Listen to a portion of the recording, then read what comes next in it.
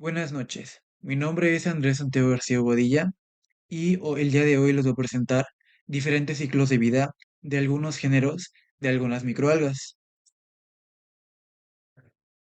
Vamos a empezar con el alga del género Ceratium. Esta alga es más que nada un dinoflagelado, cuenta con aproximadamente 100 especies, son frecuentes en agua dulce, en agua salada, también están presentes en aguas templadas, tropicales y subtropicales. Al las aguas tener una eutrofización muy grande, se pueden presentar floraciones o blooms, pero los cuales no son tóxicos para la vida que se encuentra en esos mismos cuerpos de agua. Tienen una dieta mixótrofa, aunque principalmente son organismos autótrofos que producen su alimento a través de la fotosíntesis. Sin embargo, también puede haber casos en los que se alimenten de otros organismos y se convierten en heterótrofos, o puede haber una combinación de ambas. Son organismos que son productores primarios en los ecosistemas, de tal manera que son muy importantes para que todos los demás organismos de la cadena trófica que siguen de ellos tengan ese sustento alimenticio, aparte de ser bioindicadores porque son muy sensibles con los parámetros de su agua. Ahora les voy a presentar su taxonomía. Son del dominio Eukarya, del reino Protista, del filo Myozoa, del subfilo Mesozoa, de la superclase Dinoflagellata, de la clase Dinophyceae, del orden Gonjualacales, de la familia Ceraticeae y del género Ceratium. Les voy a presentar su morfología. Son organismos asimétricos, o sea que no importa si los ves desde un punto de vista vertical o horizontal, no van a presentar la misma morfología de un lado que de otro.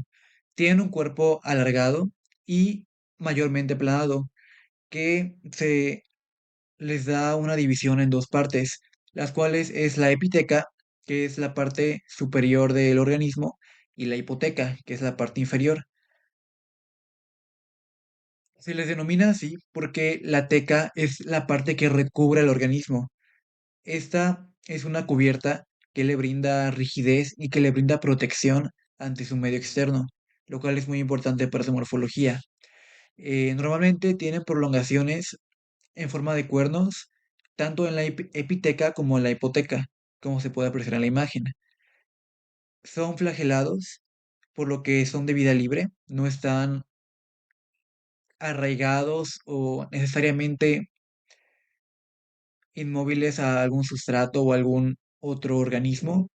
Poseen un tamaño variable entre 50 a 400 micras, lo cual les brinda una diversidad importante en ese aspecto. Aparte de, como ya se mencionó antes, presentan clorofila para poder ser organismos autótrofos y realizar la fotosíntesis. Y ahora les voy a hablar un poco de su ciclo de vida. La fase sexual es se reproduce por una división binaria de la célula, en donde la célula madre, que es esta que está aquí, eh, se divide longitudinalmente en dos células hijas, las cuales cada una posee una parte de la teca, que es lo que recubre a Ceratium, y posteriormente, en su ciclo, conforme vayan avanzando en su etapa de vida, van a regenerar esa teca que les falta. Eh, este ciclo de vida es el que normalmente se suele dar cuando hay condiciones favorables y todo está perfecto en su ambiente. Y también les voy a hablar sobre su ciclo sexual. El ciclo sexual de Ceratium, normalmente se suele dar por condiciones de estrés, ya sea porque hay falta de alimento, porque hay falta de cierto tipo de pH, porque las condiciones no son óptimas para que ella pueda producirse de forma sexual. Por lo que en esta etapa se forman gametos a partir de las células diploides. Estos gametos serán haploides. ¿A qué me refiero con esto? Las células diploides presentan una carga genética de 2N, mientras que las células diploides presentan una carga genética de 1N. Las células diploides son prácticamente iguales a las células. Las células haploides son prácticamente iguales a las diploides, simplemente que son un poco más pequeñas. Luego, después de que ocurra esto, dos gametos haploides se fusionan en algo que se llama singamia. Esto genera un plano cigoto que tiene una carga de 2N, porque se juntaron dos organismos, 1N, y ya dio 2N. Este, Luego, el plamocigoto es un organismo que está flagelado, por lo que es de vida libre. Entonces, este organismo pasa un tiempo viajando en el medio externo, en el medio acuoso, hasta que madura y pierde su flagelo, de tal manera que se convierte en un hipnocigoto. El hipnocigoto es una formación que también se le suele dar el nombre de quiste.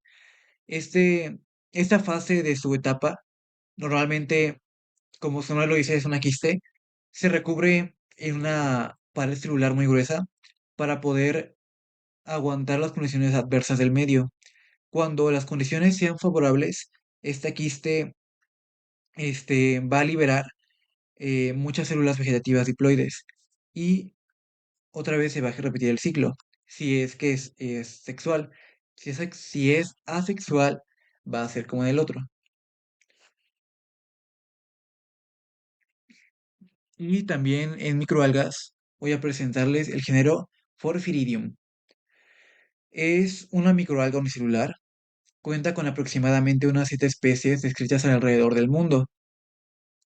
Esta alga posee una cubierta mucilaginosa, por lo que normalmente se le puede dar la consistencia este, muy aguada, gelatinosa. Esto se da porque la célula no presenta, o sea, el alga no presenta una celulosa, una pared con una celulosa rígida.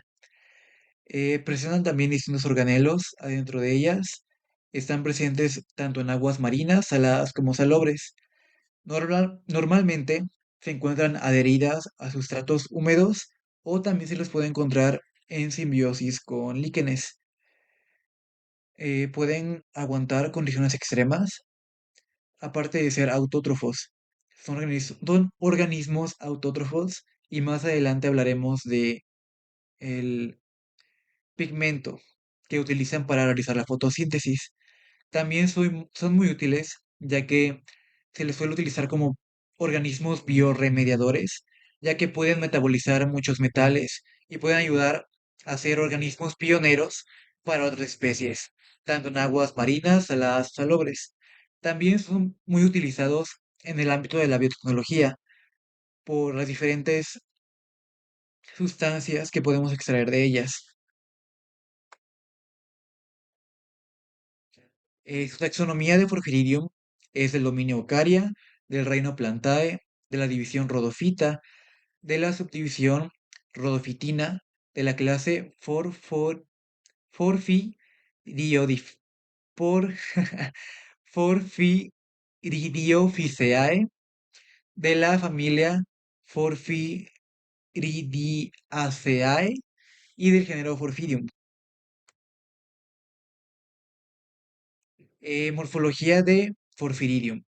Son organismos unicelulares y aunque muchas veces se les pueda ver muy agrupados como si formaran colonias, esto se les da, esta forma se da ya que en las granjas en las que se cultivan para su uso biotecnológico los tienen muy juntos. Entonces eso da la ilusión de que forman colonias, pero en realidad son organismos unicelulares.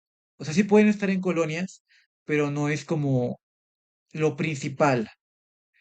Tienen una forma esférica, miden de 5 a 20 micrómetros y como ya se dijo antes, una capa mucilaginosa rodea a el alga. Esto porque pues no presenta una estructura tan rígida para poder aguantar el medio externo. No presentan órganos de movilidad, ya sea flagelos, cilios, pseudópodos, cualquier cosa, por lo cual suelen adherirse a las superficies o dejarse llevar por la corriente. Presentan un color rojo dentro de su núcleo, bueno, de la misma alga, porque tienen la presencia de ficoeritrina y ficocianina, los cuales le dan ese tono rojizo. Y hablaré un poco de su ciclo de vida, de Porphyridium. En la fase asexual, se reproducen por medio de mitosis, en una etapa haploide. La célula madre se encarga de copiar su propio material genético para luego replicarlo y dividirse, lo cual genera dos células hijas, las que, cuando se separan de la madre, todavía no tienen totalmente formada su capa mucilaginosa, por lo que cuando vayan creciendo, al igual que con haya pasado con Ceratium, van a ir desarrollando esta capa mucilaginosa. Y tampoco hay una generación de estructuras complejas durante este proceso. Aquí se puede ver un pequeño esquema de cómo es su, su reproducción, en donde va a replicar su material genético hasta poder dividirse en dos células hijas. Y en la fase sexual, que es una fase menos estudiada y más rara vista en su comportamiento, ocurre primero una gametogénesis, que normalmente se da por factores de estrés, como pasaba con Ceratium, en donde se forman células haploides sin diferenciación morfológica. Después de esto, las células haploides se fusionan por la singamia en un... Ajá, por la singamia y generan un cigoto, el cual tiene una carga 2N. Como ya se había mencionado antes, las células haploides tienen una carga 1N. Entonces, cuando se forma el cigoto, se juntan esas cargas y ya genera una carga 2N.